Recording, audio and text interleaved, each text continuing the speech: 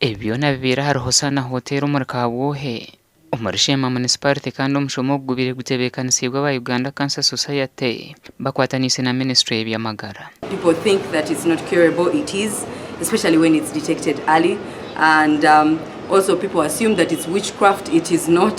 So this is why we are out here talking about the different signs and symptoms that you need to look out. Do you see a lump? Suspect that it might be cancerous. Reach out to a health worker so that you can get checked, and if detected that it is cancerous, it can be treated and you can heal. Aba bino bwesije bwinje ngo abanyamakuru bine myanya ningashi platforms aho bari kubasa kushikaho abantu omukurwanisa oburwirobo. So bagamba akinze kwaterine na noburwire na government program na nko twine kizibe cya cancer, especially ahabinte bitahishire byo mu society iba ku believing ame bitahishire, like for the propaganda mu cancer wakore kine kwata like that. Media ne basa kutuyamba kugira ngo ebintu ebyo ebishobororera abantu kutari kwereza nanka space politics kuchira ebintu ebikuyamba abantu.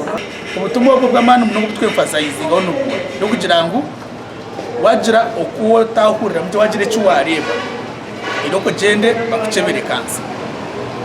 Kino cyo kwazi cya kabiri bakushanga ine kansa tukumanyisa ngo wafu apana badicebera bakagikwata arho nibaragira gura kansa nyinje baziragura zikira. Abanyamakuru abashikira mu kutendekoko baraganisa kutuma nkore bivegesiibwe ombyanga byabe barukora.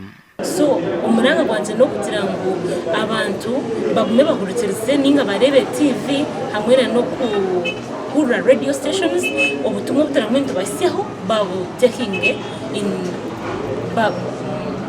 taking in consideration.